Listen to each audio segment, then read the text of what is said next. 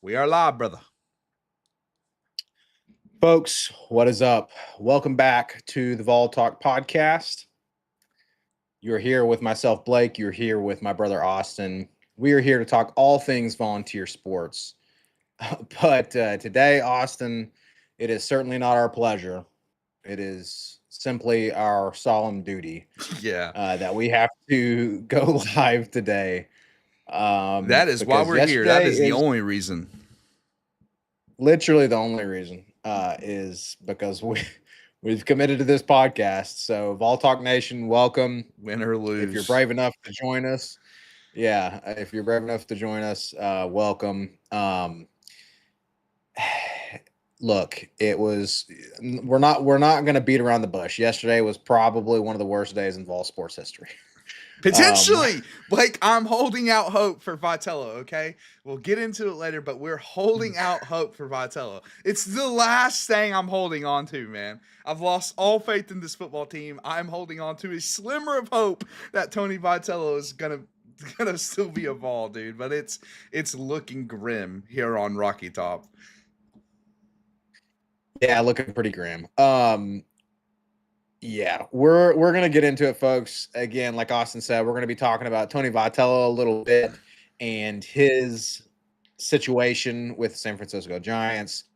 And then, of course, we're going to talk about the game that occurred yesterday and what went wrong. Specifically, one play, Austin, one play that you just told me before we got on the show is probably the most consequential play in maybe the last decade in Tennessee football. Yeah. So we're going to get into all that. It's not going to be fun, folks. Okay. It's not going to be a fun show, but hey, we're going to do it. We're going to talk about it. We got to talk about it. And then we'll move on and we'll go to the next game. But make no mistake, we are devastated. And Austin, I think BVS, battered Vol syndrome, is rearing its ugly head again. Yeah. There is no doubt about that. There is no doubt about that, dude. It is alive and it is well, dude. It was alive and well. When I got the Tony V news yesterday, Blake, that he potentially, I'm holding out hope, people. Okay, if you're not holding out hope, I'm not with you right now because I am holding out hope. This is the last thing I can cling on to right now. That Tony maybe is going to come back. But when I got the Tony news yesterday, I immediately told Callie, it's like the only thing that can fix this is us beating Alabama today. And yeah, we saw how that went. So it was not a fun day here on the hill. So what you're telling me, Austin, is you jinxed us. Is that what you're telling me? No, I not at all. The players let us down, dude. Let's just say the players and coaches let us down. That's what happened. There was a little bit of letdown, that is for sure. But again, folks, we're going to get into all of it. Thank you for joining us again. If you are, we know everyone is devastated, just like me and Austin are. And honestly, we didn't want to get on here and talk about it, so we can imagine that you all don't necessarily want to talk about it either. But we appreciate you joining us. So, look, and with that being said, Austin, please, folks, do not dislike the video just because of the outcome of the game. Okay, please. Please still give us a like on the video if you wouldn't mind. If you're new to the Vol Talk channel, subscribe. Follow us on Spotify. I see Blake G. Fellers in the chat already. Blake G. Fellers is one of our Spotify listeners. We appreciate you, Blake. Nice name, by the way. I see Black Flip Spaghetti in the chat already. And I see my wife, Rachel. I love you, Rachel. So again, folks, we appreciate you joining us and jump in the chat. And Austin, please look, honestly, I think this should be a therapy session for people. So I can't guarantee that I'm going to catch up on all of the negative comments in the chat. But let us know your thoughts in the chat, even if, vent all your frustrations, folks. Go ahead and throw it in the chat. If you're watching after the fact, throw your comments down there and vent your frustrations. Just we're trying not to be Megavols. So join us in doing your best not to be Megavol. Things are going pretty negative. And I'll be honest, dude, I'm giving Negavols a pass today, man. I'm giving them a pass today. I think today's the day we give the Negavols a pass. Okay. It was, listen, dude, and man, I think, can we get into the game review? I'm going to go ahead and change it over. Let's get into it, Blake. Yeah. Here's the thing, man. Here's why I think we're all so frustrated, outside of the fact that our legendary baseball coach might have just left us, okay, for the Giants. Outside of that, okay, what happened with the Alabama game? Well, Blake, last year after the Ohio State game, we were covering this Tennessee team at the time, Blake. We did a podcast, which we may have postponed it. We weren't happy about the Ohio State outcome. But here's the thing, Blake. We knew the reason we lost that Ohio State game, or at least the main reason, was we didn't have the Jimmies and Joes. We didn't have the guys to win. So it's like, even though that sucks, it's still like, well, there's nothing we could have done. There's nothing we could have done to win the game. I can't tell you how differently I feel about that blowout versus this blowout. This blowout felt like, wow, we are actually better. We actually do have the talent. We actually have the Jimmies and Joes to win this game. But we're doing everything in our power to not have that happen, to not do that. And it was very frustrating. And I'm not, whatever, give Bama credit. I'll be honest, Bama fans, I'm not really into giving you credit today. If you want credit, go to an Alabama podcast, okay? This is not the day. Listen, you can be happy that we're upset. I am upset. I'm very upset. So I'm going to be an upset Vol fan today, Blake. I'm going to be an upset Vol fan, and I'm going to bring a little bit less analysis and more. I'm just kind of pissed that we got blown out. I'm kind of pissed about it.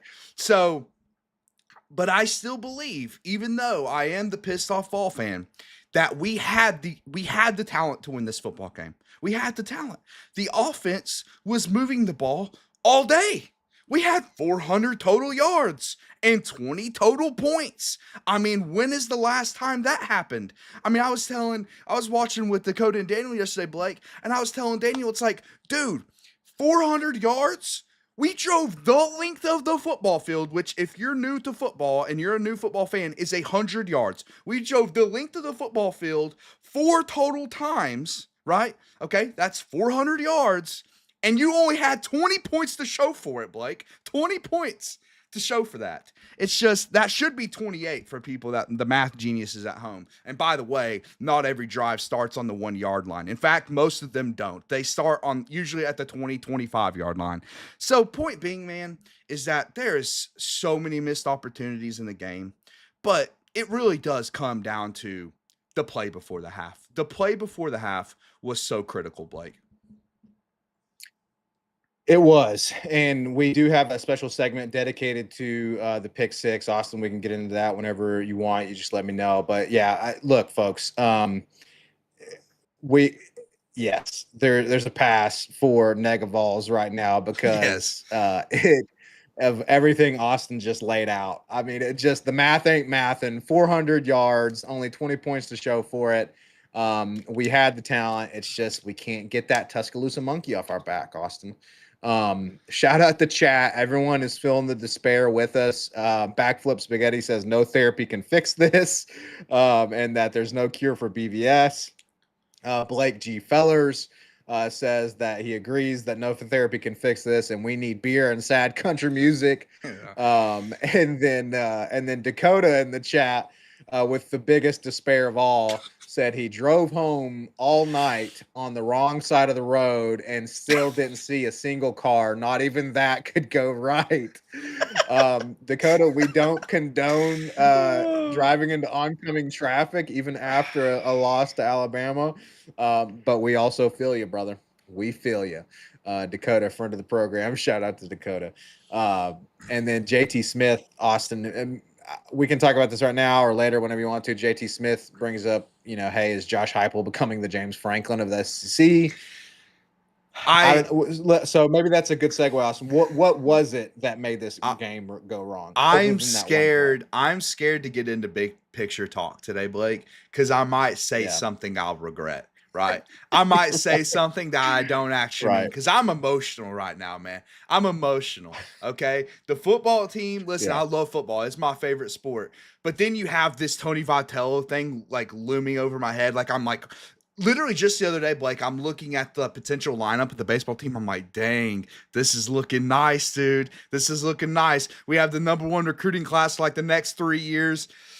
And then the Tony V news hits, which, again, I'm still holding out hope for. Y'all got to let me have this one. Let me have it until it's official. But what went wrong? Well, really, I think the answer is the pick six. We'll just transition to the pick six, Blake. Okay. The pick six play. Okay. This play was so critical in a ball game. Like a lot of time, like if you look at the missed kick for Max Gilbert in the Georgia game, like that's a 3-point play. Now that could have resulted in a win, but it's only worth 3 points when you boil it down. It's only worth 3 points. This play at the end of the half was worth 14 points.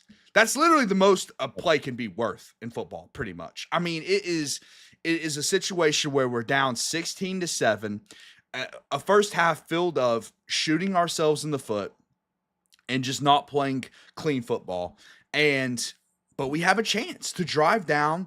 We even went for it on fourth down in this drive and got it. We actually, dude, we were 4 for 4 on fourth downs at some point. Just another stats like you lost by how much? You're 4 for 4 on fourth down. You outrushed them by 100 yards and you lost by 7. What? How? Anyway, this drive went really well at the end of the half. We ran out all the clock, and because Alabama got the ball to begin the second half, so it was a really crucial drive, right? It's a really crucial drive. You can make it 14-16 going into half, Blake. It's only a 2-point ball game, and then it's anyone's game in the second half. Yep. But we had other plans as an offense. I have to say, okay, because I think most of the blame goes on my favorite player this year, which is Joey Aguilar. I love Joey Aguilar. I think most of the blame goes on him. But I will start with how I was flipping out in this drive when Josh Heupel once again, I believe, screwed up clock management, man, at the end of a half. And I told you, Blake, that was going to be a critical factor in this football game, and it ended up, I believe, being a critical factor. I don't know if we end up scoring on the drive, but basically the situation was, Blake, we had a 2nd and 1. We ran the ball or something. Maybe we got a pass, whatever. It was 2nd and 1 towards the end zone. We needed a first down. But remember, within the 2-minute, the clock stops if you get a first down. Well, Heupel decides to not use his timeout and just keep running the clock. And then we run it, get a first down on the 2nd and 1, and then he calls a timeout, even though we basically get a free timeout, not essentially because you still have to go fast, but you get a free timeout with the first down. But he decided to wait to use the timeout, basically ran the clock down to like 12 seconds and really condensed the playbook at that point, man, because then we were out of timeouts. You could really do nothing but throw. And Right. it was just poor clock management at the end of the half. It was poor clock management. I believe if he calls that timeout sooner, then we have more time to open up the playbook, and we're not forced to do one thing or the other, which is essentially what happened. Well, we got the ball down to like the 1.5 yard line, Blake. 9 seconds remaining, 0 timeouts. That's the situation. And a lot of people are saying, like Wes Rucker on Twitter is like, man, I think you still run here. I've seen people in the chat say, man, they think we should have ran the ball as well, Blake. I think there's a real debate for it. It's risky because if you pass, you probably get 2 opportunities. But if you run, you're only going to get 1 opportunity. So that's like the debate. But Heupel decides to pass. Kitselman goes on like a little out in the end zone. I believe with more velocity, the ball gets there. I believe Kitselman was open enough. If you get the ball with more velocity and zip that thing in there, that it could have been a touchdown. Aguilar floats it, man. He floats it. And I don't even think it was a lack of arm strength, man. I don't know if he didn't see the defender, but he tried to put touch on the ball. This was not really a ball that like you could put touch on, Blake, because the defender was right there. You put any touch on the ball, it's going to get picked. Sure enough, the Bama defender picks it off. What I believe is Joey Aguilar's worst play is a Tennessee Vol, which, I'm not blaming the game on Joey. Joey's the only reason we're 5-1 right now. We're, what we're 5-1. I'm not blaming it on him. It's just, that's the reality. This was his worst plays of all. But what's even more depressing, Blake, because that takes 7 away from us. Immediately when they pick it, it takes 7 away from us. What's frustrating about that, dude, is that we could have saved the 7 on their end that they got. We could have made it just a 7-point swing instead of a 14-point swing. Deshaun Bishop gave a ton of effort, but the frustrating thing was he took a good angle. He was outrunning the guy, but still he dove at a weird time. He should have kept running and, got more ground on the guy before he made the tackle attempt. If he makes that tackle, it saves 7. Instead, it's a pick 6. It's literally worst case scenario. Any other scenario, Blake, you could have ran it and got stuffed. You would only be down 16-7. You could have taken the field goal. It would have been 16-10. Or ideally, you score and it's 16-14. Instead, it's 23-7 going into half, and Alabama gets the ball. It's like it's just such a big deficit to overcome when you're on the road against a top 10 football team. It's just too big of a deficit at that point, man. Absolutely monumental play, the most crucial play, like you said, in Tennessee football in the recent past, right? In the past several years, if not past decade or so. Sam even says in the chat there that he was there in person and he left right after the pick 6. It was disgusting. It absolutely changed the outcome of the game. For 100%, that play changed the outcome of the game. And it sucks. And like you said, we've been Joey Aguilar's biggest supporters, and we still are. But Mhm. the fact of the matter is he, it was mostly on him. It was a crucial, and unfortunately, it was such a crucial mistake that it fundamentally changed the nature of the game. A couple folks in the chat kind of talking about it. Let's see here. Ryan says Joey looked like a freshman QB last night, so I also want to come back to that. He said 2 open receivers on the safety. He was hesitant on his scrambles. There was 2 open Backflip receivers on spaghetti. the safety. That is correct. Who said that, Ryan? You are correct. Ryan. Uh, Yeah. at that moment, And Blake, I then just got to touch on that real quick. Aguilar was trying a big game hunt in that moment, dude. It was a third down, a third and long, and he's trying a big game hunt. You got to get rid of it, man. He's been so good at that all season long, Blake. When he's hot, getting rid of the ball. But this one, he holds on to it too long. He gets stepped on, and boom, that's 2 more points for the opposing team. yeah, exactly. It's, and I want to talk about that here in a second, Austin, in terms of Joey Aguilar. It seemed like maybe he was for the first time playing nervous on the road Mm. in Bryant Denny. Backflip Spaghetti says in the chat that Joey might have been hurt the rest of the game after the missed targeting call. So that's possible. Crispy 1K, Crispy, I think this is the first time I've seen you on the Vol Talk podcast. So welcome.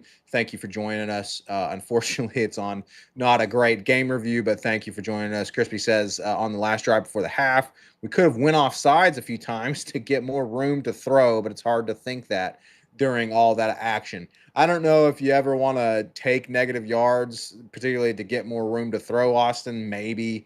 But I think your point, Austin, was that the game was just kind of managed poorly up to that point.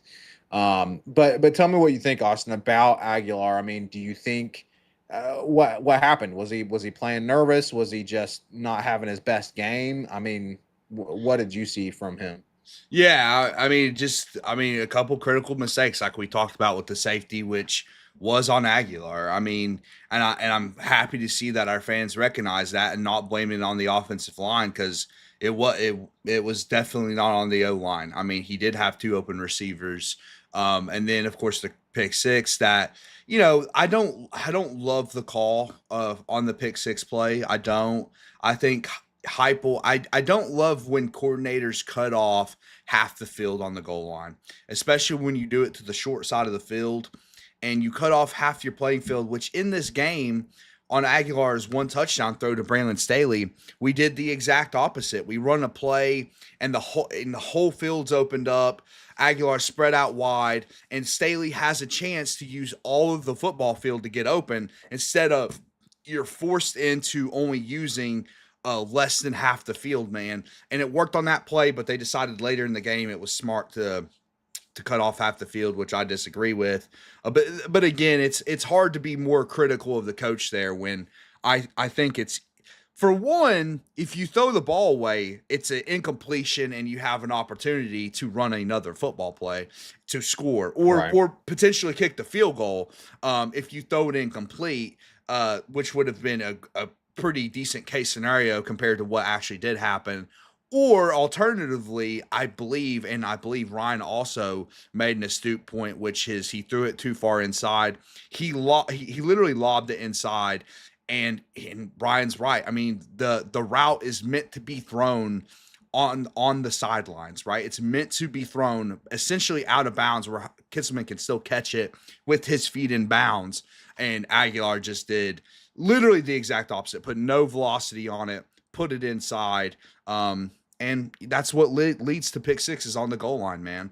And just a couple of plays. I mean, those 2 plays that we just went over right there, that's 9 points. That's 9 points given up. Really, you could count it even more. You could count it as 16 points because 16. We could have scored alternatively. So it's just, I mean, right there, dude, it's just like, those are the kind of critical mistakes you cannot make in road SEC games. You just can't do it. I mean, especially against a top 5 or top 10 team, probably top 5 after this week football team. You just can't do that and plan to win. And the frustrating thing is that even despite that, we started to mount the comeback in the second half, which, I'll go ahead and switch it back over to the game review now because there's more to talk about. Blake, receivers dropping the passes. It's been a theme all year long. And I talked about Aguilar's mistakes, but he also was let down several times in this football game with, insane stat here.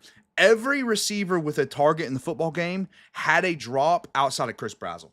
Outside of Chris Brazzell, every single receiver in the game had a drop except Chris Brazzell. I mean, that's not winning football. No, absolutely not. Your point earlier, it's when you're on the road, it's just you can't make those kind of critical mistakes. And that 16 points that you're talking about, for the folks in the chat who maybe are like me and aren't the best at math, that's essentially a swing that ties. They won by 17. We went for 2 on a play that we could have gone for 1, and so then it's just a 16-point game. So if you swing those 16 points, you know what I mean? It's like, we lost essentially by 16. And so it's just these little mistakes that lead to, and that's what General Nealon's maxims talk about. The team who makes the fewest mistakes will win. And we made these, like you're talking about. That's not winning football. When you're making those mistakes, when you're dropping footballs, Brian said earlier, stone hand you. I mean, it's just, I don't know. It seemed like the pressure maybe was too much or something. I don't know. Yeah, and you mentioned all the left points. I mean, we also went for a 4th and 11 where we could have kicked a field goal because you're down by 17 at that point and you have to. We also had a touchdown at the end of the game that wasn't reviewed or probably should have been a touchdown. If not, it was a little short. At the end of the day, it was still, you got to the goal line once again, which the game was out of line at that point. But the point is, if the pick six never happens, the flow of the game is completely different. But the drops, man, the stone hand you, it's so true. It's been a problem all year. It's led to multiple turnovers. But in this game, it stopped the comeback. I mean, we had a chance. We were down 23-13. It's a 10-point ball game. We get a sack, fumble. Okay, we get a sack, fumble. It's what this defense has done well all year. They create turnovers in critical moments. So now your offense has the ball around midfield, down 10. Okay, you score here, you're right back in the game. You are right back in the football game, despite giving 14 points at the half. That's including the 14-point swing that had already happened. You're down 10. You have an opportunity. Well, Blake, this team all year long has not capitalized on turnovers. We all know the Georgia turnover that they didn't capitalize on that led to that loss. More of the same. More of the same in this game. We get the turnover. And we make a penalty, which, listen, the officials weren't as egregious as Mississippi State and Arkansas, but dude, it was awful. And a lot of people are making the point that they were, making some dirty hits on Aguilar, some of which were called, some of which were not. That is a fact. He was multiple times on the ground. Alabama players jumped on Joey Aguilar. Anyways, I digress. 3rd and 19 because we get backed up by a penalty. Aguilar makes a gorgeous throw to Mike Matthews to give him an opportunity to run with the football and get a first down, right? I mean, this is critical. I mean, again, down 10, you get a first down on 3rd and 19. That's called a momentum shifter. It shifts the momentum in the football game. You have an opportunity to go down, get within 3. Mike Matthews drops it. And listen, here's the thing. All right, here's the thing with Mike Matthews. He's a good player. He's a good player. I'm out on him though. I'm out on him. I've said too many times on this podcast, oh, Mike Matthews in this critical moment makes a huge mistake. Like Mississippi State, he drops a touchdown. He drops a potential touchdown. Arkansas game, he didn't play particularly well either. I think he might have had a drop in that game. I mean, he's had drops in multiple games at this point, dude. I told you just a couple weeks ago, he was top 10 in drops in the country. And it's critical drops, Blake. It's not just, oh, you're dropping a screen pass in the first quarter on first down. No, it's 3rd and 19. You have a chance to go get within 3, and you drop the most critical pass of the game up until that point. Like, the kid's talented. He's big. He's fast. But I'm out on him personally, man. I am. And like maybe he can prove me wrong, but there's been too many times we've got in on here on a Sunday and said, listen, he's made a critical mistake in a critical moment. It doesn't matter if he goes for 100 because he dropped the 3rd and 19. Exactly. And I'm glad you brought that up, because to me, Austin, that was the second moment. Obviously the pick six was the pivotal moment. That was the moment that decided the football game. But then you have this opportunity to mount this comeback and pull off a comeback upset when you get the fumble recovery, and then, like you said, we fail to capitalize. And then not only that, Austin, but we failed to capitalize. Mike Matthews drops the pass, but then Heupel did what he had to do. He had to punt in that situation, right? You're down 10. It's 4th and 19. You can't go for it, right? Your punting is your only option, especially to pin them where we did, which was exactly at the 1 yard line. We pinned them at the 1 yard line, and then the defense couldn't make anything from that. It's just they're never on the same page, Blake. Exactly. They're never on the same page. When the offense is playing well, the defense craps the bed. Or vice versa. The defense gets a turnover, the offense can't capitalize, man. It's just they're never in sync, dude. They're never in sync. And that's what's been so frustrating about this football team. It's why they haven't put together a complete performance, man. I think it speaks to the youth on the team. It's a very young team, and they're playing like it, man. They are playing like it. I have to talk about on the turnover too. I'm glad I remembered to talk about this. It could have been a critical moment that I'm talking about in like a joking way because I'm happy we won, but instead it's just depressing. That could have potentially went for more yards on that scoop and score, by the way. It ends up being a recovery, but what happened on the play, Blake, our players stopped playing. Okay, it's a clear fumble. Simpson's arm gets hit, the ball gets loose.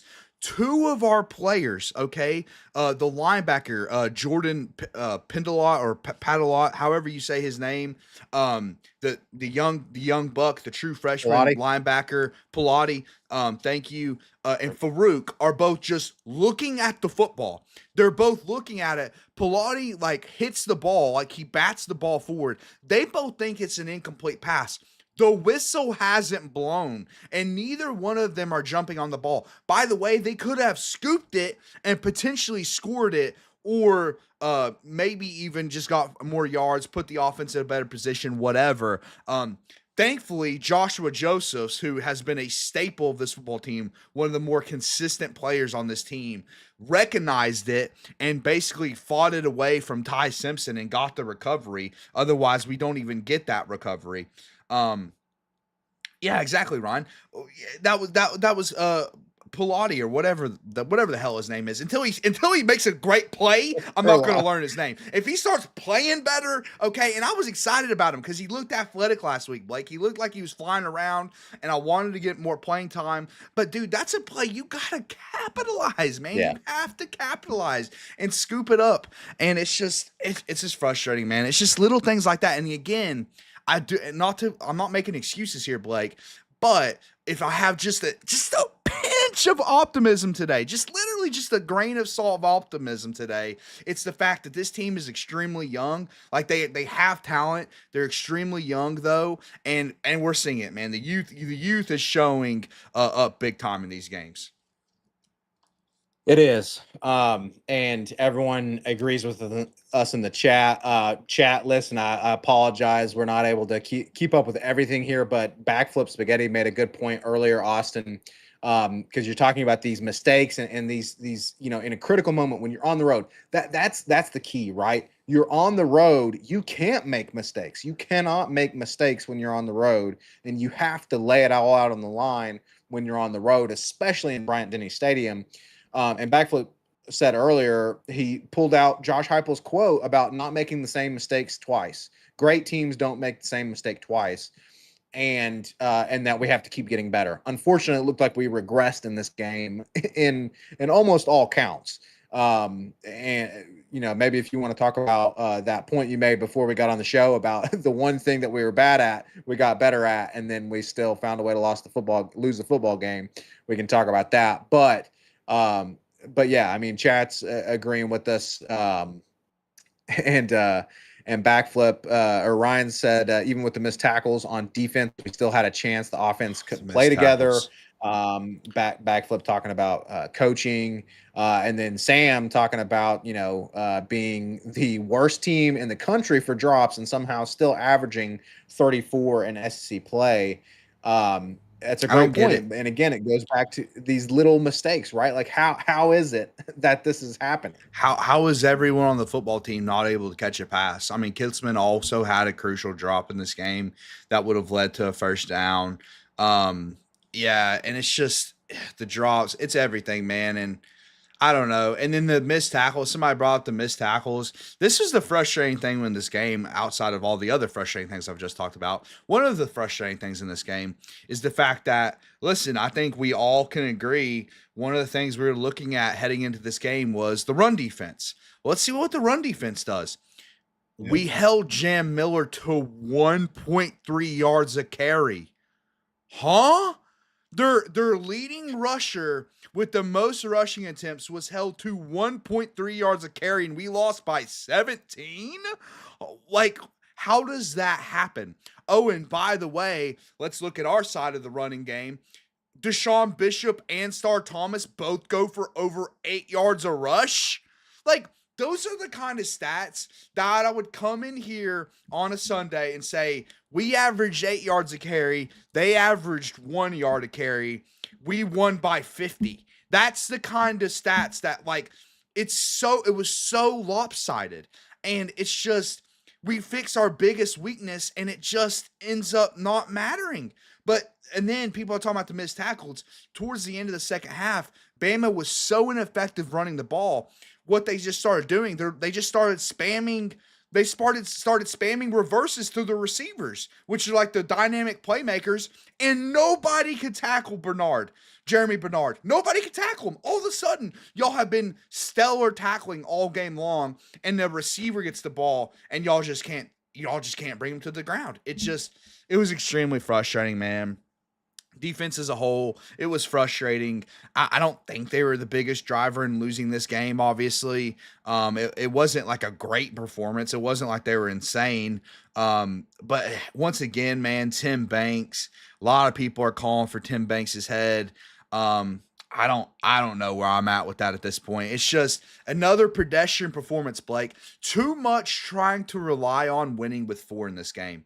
A lot of things didn't make sense from the game. It didn't make sense that randomly Joey started taking sacks when he hasn't all year. Another thing that didn't make sense is randomly we couldn't get pressure when we've been getting pressure all year. But at the end of the day, in a game, Blake, right, if you go a half of play and you're sending 4, right? You're sending 4, so you're not simulating any pressure, and it's not working, that's called in-game adjustments, Blake. It's called seeing what's happening on the field, and then you make a change. And it feels like, and correct me if I'm wrong in the chat, people, it feels like Tim Banks has like he's against in-game adjustments. He's just like, it's just like against his religion Yeah. to change something inside of a football game, because you can, like, that's legal. That's like part of being a good coach, is changing the game plan. Start simulating pressure when we're getting no pressure on Ty Simpson. We're not winning with 4 for some reason, probably because they're holding, and they were holding. They were holding a lot. A lot of that wasn't called. So they're holding you. So guess what? Simulate pressure, send a stunt, send a linebacker. The linebackers aren't guarding anyone anyways. They're all open. So might as well get them to do something. Go towards the Yeah. quarterback. You're not actually guarding a receiver. Yeah, exactly. It's like, and Austin, this is what has lost us football games previously, is that other coaches are able to make in-game adjustments. Kirby Smart and his staff made in-game adjustments, came out and were able to beat us in the second half. And so on and so forth. I mean, that's what good coaching staffs do. So, what's the deal? Why are we not making those changes? Unless it's like, to change to zone coverage when we're up by 2 or 3 touchdowns, and then we let the team come back on us. Yeah. It's like the only time Yeah. that adjustments are made. Yeah. It's like, Which happened last we week, by the change way, what's if you're tracking people. exactly. We change what's working, and then let a team almost come back on us, and then we don't change what's not working. I don't get it, Austin. Chat's popping off here, folks. Listen, if you're just joining us, again, we know the result sucks, but please like the video. Anyway, we're still all Vol in here. So like the video. Thank you for joining us. Jump in the chat. We can't catch up with everything. And I apologize too. My connection is kind of going in and out a little bit. For those of you who don't know, I'm not in the country right now. I'm outside of the country on military orders. So I apologize for the bad connection, but we're going to do our best to keep up with chat here, because everyone's trying to vent their frustration. Dakota, Austin in the chat, kind of talked about your point with the missed tackles, and how we had 3 guys around Bernard, and then, with 12 yards in the backfield, and then that turned into a first down somehow on a 2nd and 10. And Backflip talked about how Jam Miller shouldn't even have been playing per concussion protocol. I want to talk about that real quick. They gave him the Glad he old did play. He sucked, but yeah, he did suck, probably because he's basically in a coma. concuss. I mean, the man was killed on the field last week, and then they put him out there. That's the kind of program Alabama is. They gave him the old Tua treatment, the old Tua Tagovailoa, whatever his last name is. Call it the Hawk Tua treatment. They gave him the old, here's another concussion. Pause on Yeah, that so Hawk Tua treatment. We ain't going down that road. they gave him the Tua treatment. He's got multiple concussions now. But yeah, Ryan talking about the missed tackles. Eric in the chat here. This team tries to find a way to lose instead of finding a way to win. Yeah, that's what it comes down to, right, Austin? Especially on the road. No, on the road is, you gotta find a way to win instead of finding a way to lose. And then I'll try to catch up on some more chat here, Austin. But what else are your thoughts on? Any other thoughts on kind of the game flow in general, Austin? Yeah, Dakota brought up a great chat. He's talking about the 3rd and 2 when they lined up in a mug blitz look, and then they dropped the linebackers in zone coverage. It's 3rd and 2. They're probably gonna like do something underneath or run the football, and literally the linebackers dropped 15 yards down the field. If that was the play call, it's inexcusable. If it was lack of execution, it's also inexcusable. It was just terrible. I mean, it was just awful, dude. Like I just don't get that. I mean, they were acting like it was 3rd and 12. I don't understand it. It made literally no sense at all. And if it was the play call, man, like, what are we doing? What are we doing? And I'm not calling for Tim Banks' job, but man, you gotta get better. You gotta get better. And listen, the players didn't execute today either. Or yesterday either. There was a couple standout guys. One thing that made no sense from an offensive perspective, and it's hard to know why this is the case without watching all 22, but Chris Brazzell got off to such a hot start, Blake. He got off to such a hot start. And then from about the middle to the second quarter to about the end of the 4th quarter, no targets. We just stopped throwing him the ball. Like, why? Why are we not throwing our best receiver the football? Like, and I joked with Dakota. I was like, well, maybe he's just getting like completely mugged down the field, which I wouldn't put it behind those refs. By the way, it was a bad officiated game. Definitely not blaming it on them, but it was a bad officiated game. But dude, I just don't get it. Why are we not targeting Chris Brazzell?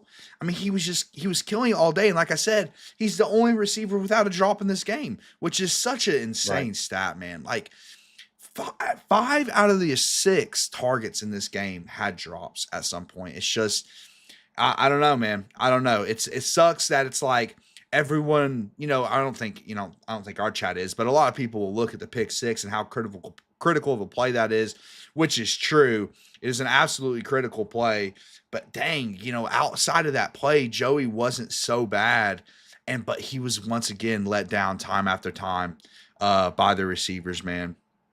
So it's just the You know, combination of bad coaching at times, bad game management, and poor execution. It's just bad all around, man.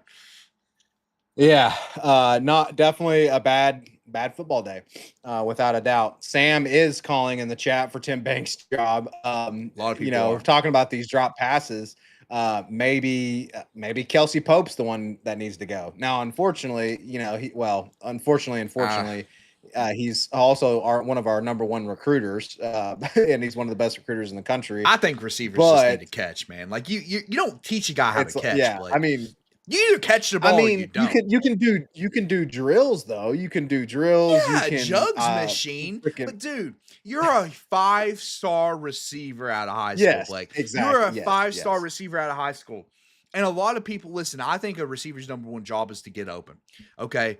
But the most crucial part of your job is simply catching the ball. I mean, it's simply catching the That's football. the given part of the job, It's Austin. Right? given. Like You are a it's like wide if you're a receiver. receiver, you You catch. receive the ball in your hands by catching it. And Mike Matthews is Yeah, unable to do that on a consistent basis. I mean, you can't have a drop in every single game and be top 10 in drops, bro. You're a 5-star wide receiver. And that will not play in the SEC, and it will not play here. It will not play here, dude. I think we have some young bucks on the roster that deserve more opportunities when they're healthy. I think Travis Smith and Rodarius Jackson deserve more opportunities. I think Staley has been pretty consistent. Like he had the one Mississippi State game with a couple mistakes, but he's been pretty consistent. Chris Brazzell has been elite. Mike Matthews has talent. He shows it at times, but the problem is the one or two plays a game. Those one or two plays are costing us points, and you can't have a guy out there that does that. So you need to get the young guys in my opinion. and that actually brings up something I wanted to get to in the chat earlier, which was JT Smith. JT, appreciate you joining today and jumping in the chat. He brought up, hey, what's better? Do we go after these 5 stars with this NIL, or now in the transfer portal era, do we scout the portal, in the Power Five conferences or whatever, Yeah, or even G5 schools for QBs and receivers, who are proven? Because look at Chris Brazzell, look at Dante Thornton, look, so it's a good point. I mean, shoot, the 5 stars are such a gamble. I mean, maybe you put most of your eggs in the transfer basket. yeah, But yeah, I see and get that point. I would say I still think the portal is for filling holes on your roster and not building your roster. true. I Yeah, don't think true. you can truly build a team through the portal. I think you have to recruit. Um, and unfortunately, it's just like, and again, Mike Matthews has been a useful player, so I won't call him a complete bust, but it's like, you know, just add it to the list of 5 stars that haven't worked out here. Um, and it's I don't know. We'll see, man. We'll see. We have a lot more receiver talent coming in. And again, I think we have a few true freshmen on the roster that can really play.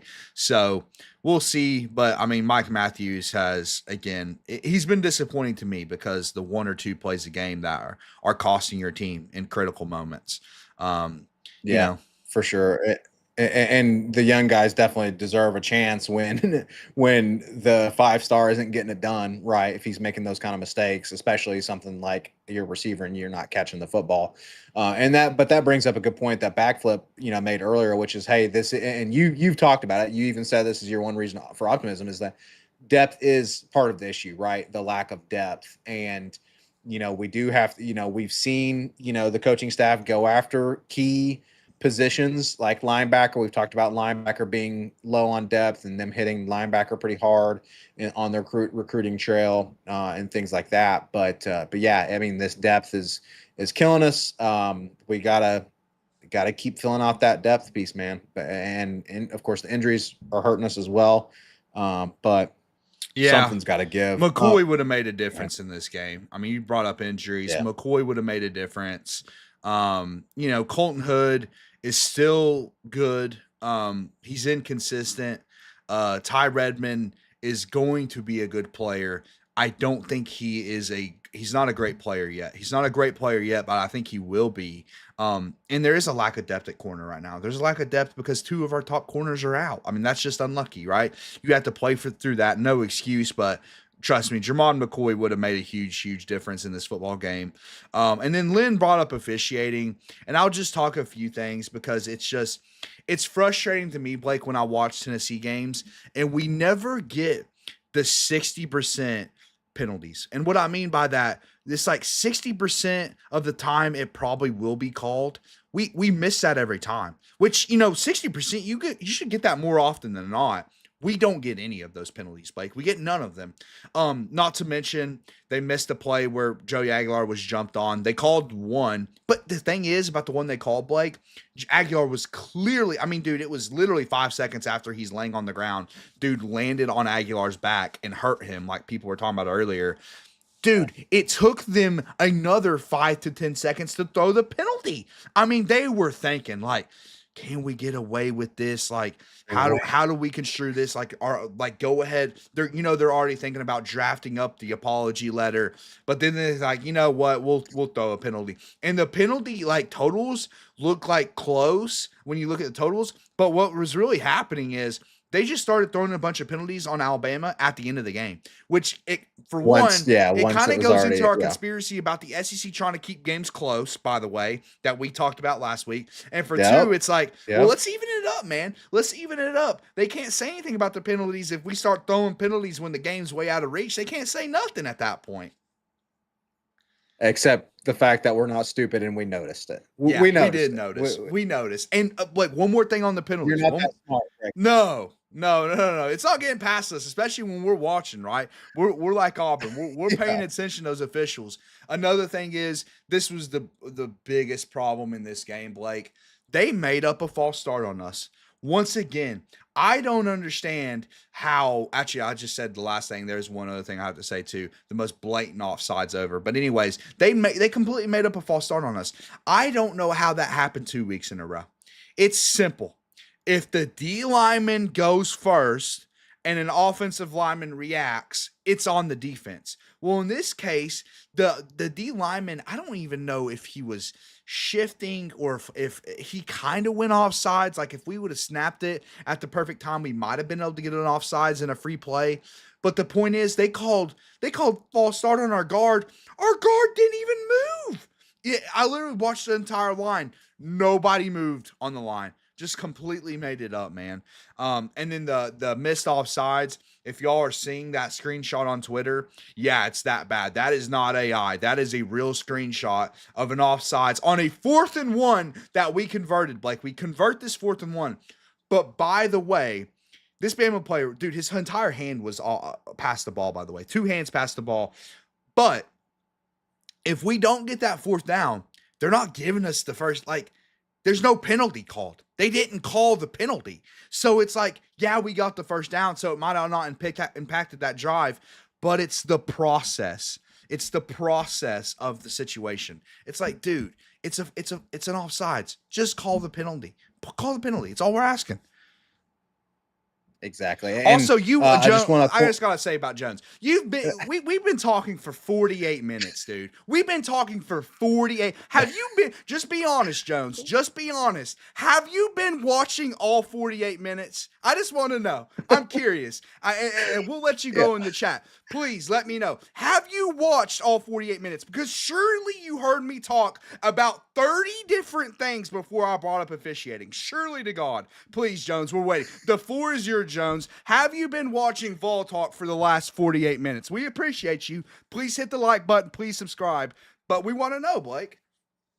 Listen, y'all thought Austin was passionate when we win. You're seeing now when we lose. But yes, as I said in the chat there, welcome to Jones. He says that it's cinema when Tennessee fans complain about officials. Look, everyone in the SEC agrees that SC officiating is It's awful. off the deep It's end. awful. Okay, it's terrible. So let's not pretend like it's just Tennessee fans. Let's not pretend that it's not. Everyone has seen it. Even national media like Josh Pate has talked about SC officiating is ridiculous. So, and as I said in the chat, in response, Jones, it's the first time we brought it up, and we already said we don't blame your Dude, game on it. we have been But, talking, but, Blake, for but 45 minutes. yeah, And it's the first yeah. time we bring it up. Yeah. So thank you, Jones. But yeah, I would suggest you go back and watch the first 45 minutes. Lynn made the point about the reason we're talking about it is because Lynn talked about Auburn and Tennessee needs to start a GoFundMe so that we can get a real officiating team. Apparently we do, Lynn. Maybe that's a great idea. Let's start a GoFundMe and hire like a third party, unbiased SC officiating team And group. and to I be on, mean, we are still waiting on Jones's response because you can't just jump at the first. Like, did I say we lost because of officials? Did I say we lost by nope. 17, dude? We lost because we took a machine gun to our own foot. Like I like whatever. Like it again. I said at the beginning of the show, if you want credit, go watch a million Alabama podcasts. I'm sure they're giving your team good job, buddy. You sat at home and watched the game. Good job. You did good, Jones. You did great. Okay, get pat on the back to Jones. You did it, buddy. Okay, you did it. Okay, you got on a Vol Talk podcast and you commented. Good job, buddy. But listen, here's the deal, bud. 45 minutes you waited. You were sitting here like, dude, you got to be a closeted Vol fan, bro. You got to be because you sat here and listened to us talk about the Tennessee Vols for 45 minutes before. Oh, he said something about officiating. Let me get my copy and pasted comment that I've been waiting to put on this channel for over an hour, dude. Come on, get real, man. Get real. Jones, welcome. We welcome all new Vols fans with open arms. Welcome. You're officially now a Vols fan because you're sitting on a Vol podcast. Welcome to the Vol Talk podcast. Allow us to welcome you to Vol Nation. Like Austin said, a closeted fan. Welcome, Go Big Damn Orange in the chat. I'm going to get back to your point and Backflip's point here in a little bit. And Sam talking about Mike Matthews, and he just needs to catch it. He's young. He just needs to catch it. And then let's see here. I'm going to have to catch up on the other stuff. Talking about the refs, Dakota says literally SC refs stole a game from Auburn and handed it to UGA. Literally. Exactly. It's like it's not just Tennessee, right? Like we actually had an episode, Austin. Yes. Again, Jones, for your viewing pleasure. We had a whole clip designated about really talking about the Auburn and Georgia game and how Auburn got robbed. So it's not just us. But Austin, maybe we can end on a positive note. I want to go back to a couple points that Backflip and Go Big Damn Orange made. So Backflip said, hey, we did say preseason that this was going to be a down year because we had so much youth, right? And so that's a great point, Austin. You just talked about it. We're young, and so that's a point for optimism. And then Go Big Damn Orange says, I know we're disappointed, but before the season started, who truly thought we were going to be much better than this? Honestly, think about it, guys. We're doing as good or better than expected. I don't like that answer completely, Austin, because I think we've shown that we could play better, right? We're hurting ourselves, and so we could play better. But Go Big Damn Orange makes a good point. Backflip makes a good point. We're young. It's mistakes that are being made by young guys. Joey Aguilar's only been on campus a few months. So there is reason for hope, Austin, because we are young, and we've got some good players on this team. Yeah, we do. And then Dakota, Blake, you didn't get to watch the broadcast, but he's bringing up how they showed Ty Simpson's dad about 500 times. That was lovely. By the way, the best decision I made yesterday, Blake, wasn't watching the football game. It wasn't the pizza that I got. It was when I muted Greg McElroy at halftime. That was the best decision that I made. We had Greg McElroy on mute for the Honestly, rest of the game. I'm surprised it took you that long to Yeah, mute him, brother. I yeah, mean, same, like, same, what kind of ridiculous comment that he made ridiculous. before the game? Which, by the way, why are you commenting on the game that you're about to commentate?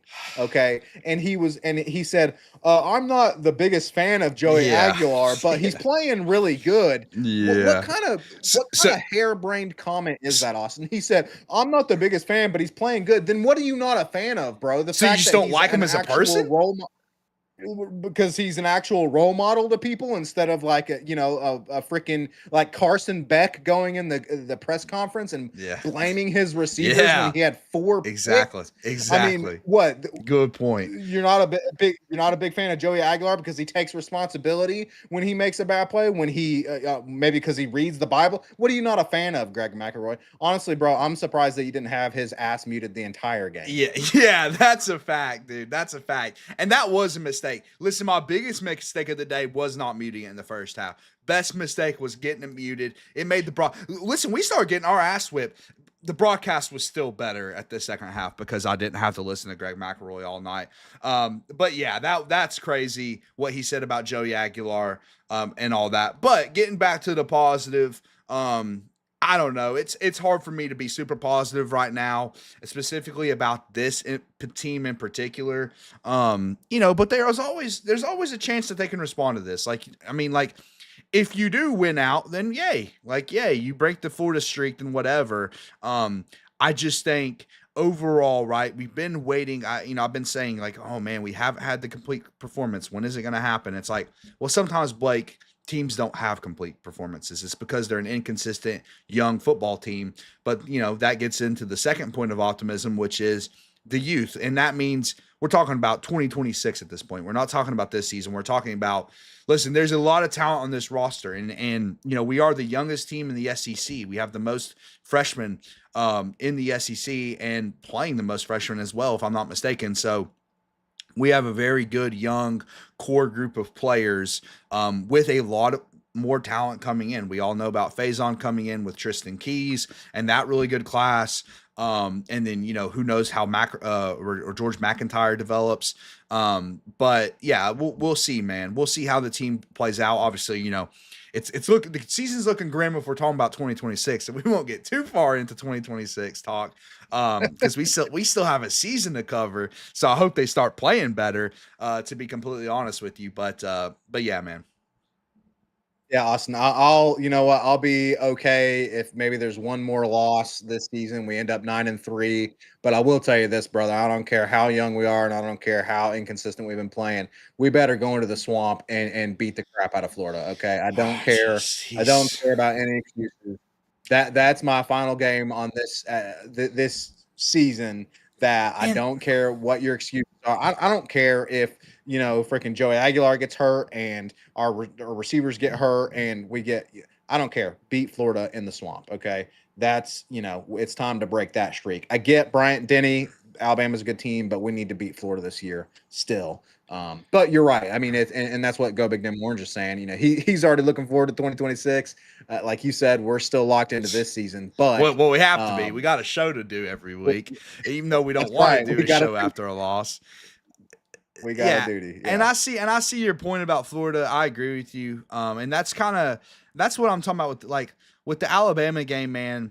This is the air of the playoffs, so it is disappointing when I think every year we should have a chance at making the 12-team playoff, because we have the talent, we play in the SEC, and it's always on the table. And technically it still is on the table. I think we have a 20% chance now, according to whatever crap ESPN puts out, which nobody cares about, by the way. Oh my God, nobody should pay attention to that crap. But anyway, so I don't even know why I brought it up. Who knows what our chances are? It's probably not 20%. If ESPN said it's 20%, It's probably not Probably not. 20%. It's probably not. I don't know what it is, but Yeah. it's not 20%. So yeah, it sucks about that. But what really sucks about games like this, it's like, the Georgia game sucked. I was at that game. It really sucked. But it sucks when you lose to your biggest rival, man. It sucks. It sucks. This is what this sport, college football, is really all about. It's about rivalries, right? It's about, yeah, state pride, if you will, in a way, Blake. It's about the third Saturday in October. And at the end of the day, on the scoreboard, even though if you look at any other metric from the game, like if you look at any other metric from the game, it was a close game, if not a Tennessee win. But on the scoreboard, we got blown out, so that doesn't feel great. Feels terrible, actually. It feels pretty awful, and like battered Vol syndrome is back in full force. And I'll end, Austin, on if you have any final words, please. But I'll end on Dakota's point, which is, hey, we've got to match the intensity point. in these rivalry games. And that's what I want to see. Even on the road, we have to match we have to be that. I mean, Kirby Smart does a great job of this, firing his team up so that they don't care what the outside noise is. They want to run through a brick wall and beat the crap out of their rival, right? And so it's such a critical point. That's what I want to see. Like it's I try to do a good job of breaking down the football and what happened in the game, whatever. But I have to give Dakota credit for this point, because he's brought up this point to me multiple times in person, and how Heupel, even going back to last year in the Oklahoma game, like it was all about, hey, it's just business. It's a faceless opponent. We just go out and play to our standard.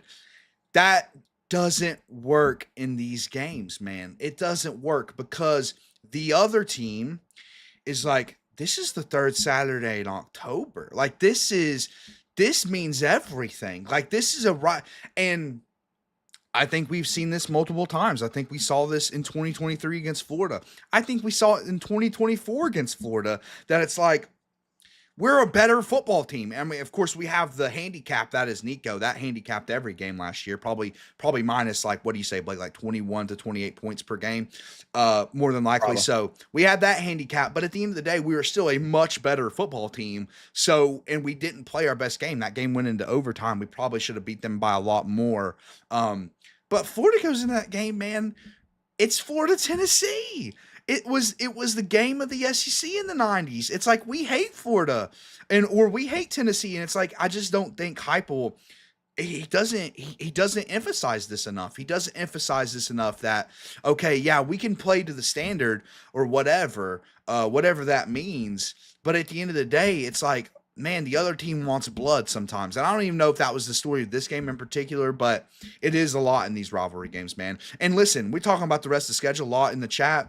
Blake, one game I'm looking at in particular is Vanderbilt. All right, we got to stop sleeping on Vanderbilt. And guess how much Vandy hates Tennessee, man. They can't stand us.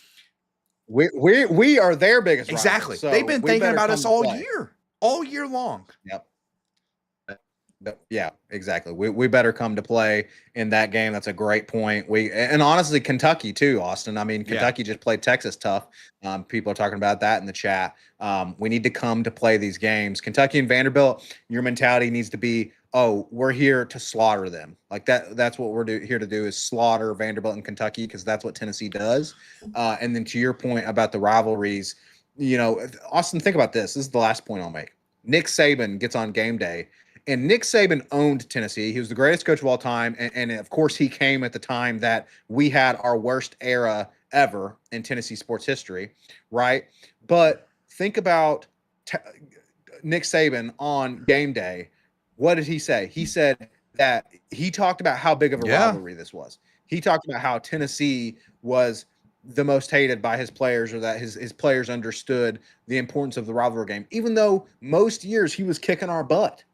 Yep. Okay, so I need Heupel to bring that kind, like you said. Look, yeah, you got to come and play fundamentals. You got to play smart football. You got to do all this. But when it comes to a rivalry game, that's what college football is all about, dude. Yes. Like you said, you need to want blood. period. Well, Blake, Unfortunately, we didn't want blood it enough in goes this game. back to the great Philip Fulmer. You brought up Kentucky. This is just kind of a little teaser for our Kentucky preview that will be dropping on Tuesday at 8 p.m. Eastern time. But the great Philip Fulmer in a one-year season, I don't know, maybe 2001 season, we had a really good team that year. Philip Fulmer gave a pregame speech and he said, listen, we are better than Kentucky. But at the end of the day, they want to take they want to stop you from accomplishing what you're meant to accomplish. And basically, that message is they can't match your talent. They can't match your talent. And they're not trying to accomplish what you're accomplishing because you're trying to accomplish a national championship. But they want to take it from you because you're Yep. Tennessee and they hate Tennessee. And it's like, that's the kind of messaging that we need because it's like when your team is like, okay, they have the talent or whatever, they need the extra motivation. And dude, here's the thing. And I just shouted out the great Philip Former to kind of broaden that the great college football coaches, right? Nick Saban, okay, and I don't even want to throw out Kirby Smart because he's such a dirtbag, but I'll throw out Kirby Smart. Yeah. Dan Lanning, okay, Dan Lanning, a guy I actually like. They're all so good at this, Blake. They're all so good at getting their team motivated, at adding a little extra juice to the fire, using any little extra motivation that they have to fire their team up and have their team play better from it. Exactly. And we need that. We absolutely need that. So that's, I don't know, Austin. That's all I got to say about that. I could go on for hours about this because it's just so frustrating. I want Tennessee is supposed to be the best. Okay, I grew up in the '90s. Okay, I grew up when I was a young boy. I was watching us win a freaking national championship. Okay, we need to get back to that. We need to get back to beating Alabama year in and year out. Georgia shouldn't even be a freaking question. Okay, so I'm sick and tired of this, to be honest with you. But Matthew Taylor, welcome Matthew Taylor to the chat. Matt SS, welcome to the chat. Sam, I agree with your point about Will Brooks. I wish we had that guy back for sure. Some folks were talking about the safeties earlier. And let's see here. Dakota is agreeing with us. Backflip talking about the couple losses he's expecting the rest of the season. So y'all can continue dropping your thoughts in the chat on the Alabama game.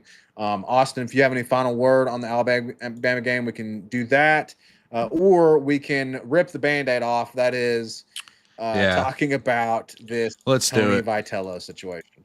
Let's do it. So, Austin, report came down before the game yesterday, I believe it was, that it looks like the San Francisco Giants are closing in on naming Tony Vitello as their manager. Jumping straight, Austin, as far as I understand, this might be the first time that a college coach, head coach, jumps straight into being a manager of an MLB team. I think typically they go to the majors in other capacities and then work up to being managers. And so pretty devastating stuff if we lose Tony Vitello. Like you said, it's not confirmed yet. Reports are saying that a decision should come down in 24 to 72 hours. Bottom line is, Danny White, do whatever the heck you got to do to keep this guy in Knoxville. Yeah. I think you made a point earlier how it's like the first time like someone has no pro experience. I think it literally is the first time ever that a manager would get hired with zero pro experience, which just smells like a terrible idea, man. I mean, those things, I mean, just comparing it to football, that just never works.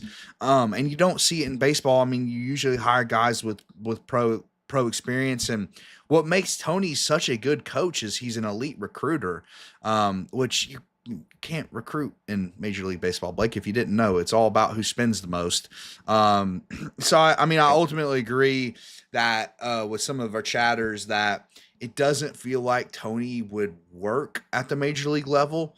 A lot of people were hoping for the Braves job because the Braves also have a opening there or an opening. And they're hoping Tony Vitello would go to the Braves because a lot of people are Braves fans around here. I don't give a rip about the Braves. I'll be completely honest. So if he leaves, I'm going to be devastated. There's no ifs, ands, buts about it. I'm going to be absolutely devastated if he leaves. I am still holding out hope. I am, because like VolQuest asked him, have you agreed to be the manager? And he says, I haven't. Like, he just said, I haven't. And so hopefully, I'm hoping, okay, that potentially means he's just working Danny White to get an extension, which I don't care if that's the case. If he's doing that, good. Like, I mean, Tony Vitello is a proven champion, man. He's got us a championship.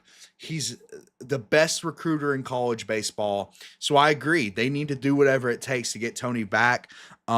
If he does end up leaving, Blake, if he does leave, I'm at least glad he's going to chase the biggest prize in baseball.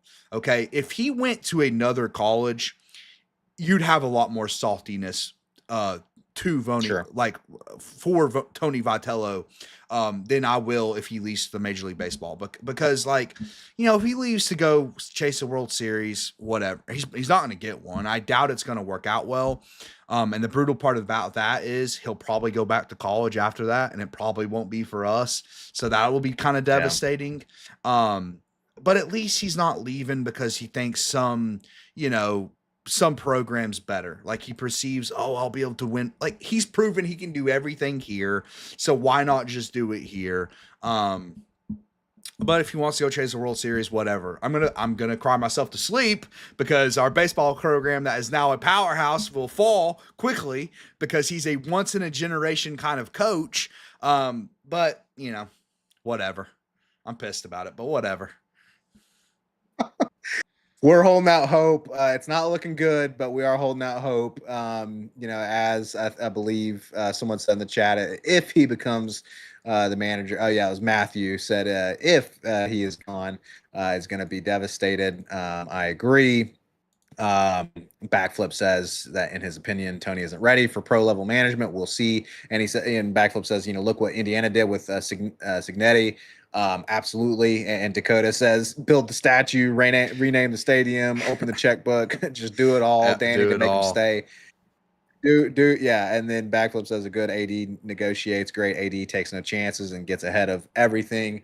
Yeah. Tony V obviously wants to be here at Tennessee. He loves Tennessee, but like you said, who doesn't want to chase the pinnacle of your sport as much as a national championship is a pinnacle, obviously a World Series in baseball and one of the most historic American sports, the most historic American sport. Obviously who wouldn't want to chase that? So understand, but doesn't make us feel any better about it. No, it does not. No, it doesn't not. And let's be clear, he's already got a national championship. He's already reached the pinnacle on the college level. And recruiting's very tough for college coaches, so I could see not wanting to do that anymore. There's also rumors going around about how he's upset about the percentage of NIL going to baseball compared to other sports. I don't know. Those are message board things that I heard from a buddy, so I don't even know why I'm bringing it up, but that is a rumor out there. I doubt it's true. I think it would probably be mostly because he just wants to, as you said, Blake, chase the pinnacle of his sport. I will say the last talking point for me on this, outside of just general devastation if it happens, and hope that it doesn't, because that could really soften the blow this week from the Alabama game. It could really soften the blow if I get to still have our legendary head coach here. But is my last point is Danny White. Danny White's already gotten a lot of criticism about some things that have been happening. The talent fee, just general prices raising to go to sports events and things on campus. And then you add to the fact the disaster of week 1 of getting into Neyland Stadium. I mean, like, people were really upset about that because they made all these renovations and it was supposed to be smoother, and then it was a complete disaster. And then the cherry on top of it all, if you lose a negotiation to the San Francisco Giants for our legendary baseball coach, people ain't gonna be happy with Danny White, man. People ain't gonna be happy. And let's not forget, he didn't hire Vitello, and he didn't hire Rick Barnes. He made the Heupel hire, which has been good. And then he made the women's basketball coach Jim hire, which has Caldwell. also been pretty good so Yep. far. And I think that program is headed in the right direction. But still, man, I mean, it's just I think people will be pretty upset at Danny White if Vitale is a San Francisco Giant. And he's already on thin ice with raising the ticket prices for the football program and the talent fee and all of that craziness. So, yeah, you got to do what you got to do to keep Tony V, man. We need to soften this blow. We need some good news this week. So make it happen. Figure out how to make it happen. Catch him on the chat here. Casey, welcome to the Vol Talk podcast. Thanks for jumping in the chat here. Talking about Georgia and Alabama fans. Yeah, and talking about how we scored at the end of the Alabama game. That's absolutely true. But you know, it is what it is. Ronnie Owensby, welcome, Ronnie. And agreeing with the officiating there in the Alabama game. But welcome to both of you. Thanks for joining the Vol Talk podcast. And then Dakota says that he'll detract from his pain by watching the Titans get wrecked by their previous coach. Dakota, we'll be praying for you, brother. It sounds like a hard weekend ahead. It's been a hard weekend for all of us. But at the end of the day, Austin, you know, that's life. That's football sometimes, man. That's football. That's baseball sometimes. Sometimes it doesn't go your way. So, but I'll end on Lynn's comment. Lynn says, "Good show, guys. It's a new week. On to the next game. I got to get going." Lynn, we'll see you later. And Lynn, that is a great, fantastic point. It's on to the next game. Austin, as you said, we will preview the Kentucky game on Tuesday. So we'll drop, as we've been doing, folks, we'll drop that as a live premiere, which means it's not a live show, but we record it and then we let it premiere live at 8 p.m. on Tuesday, 8 p.m. Eastern, that is, on Tuesday. So if you haven't already, folks, if you're new to the channel, please go ahead and subscribe, turn on those notifications so you can be notified when we drop a clip or a live show. And of course, like the video if you haven't already, even though we don't like the results. And then let us know in the comments if you're watching after the fact. You know, we've spent this whole episode basically as a therapy session. Folks have been venting their frustration in the chat as well. They should do the same in the comments. Let us know what was your biggest frustration from the Alabama game. What do you feel like was the defining moment? Of course, you know, in addition to the pick six, or the defining factor that caused the loss. But as Lynn said, Austin, it's on to a new week, brother. Any final words? Still waiting on Jones' reply in the comment section. Blake Jones just disappeared. Disappearing act. He waited for the officials thing, copy and pasted his comment in there, and then poof, gone. On to the next Tennessee channel. What a loser. A little bit of a drive-by action there.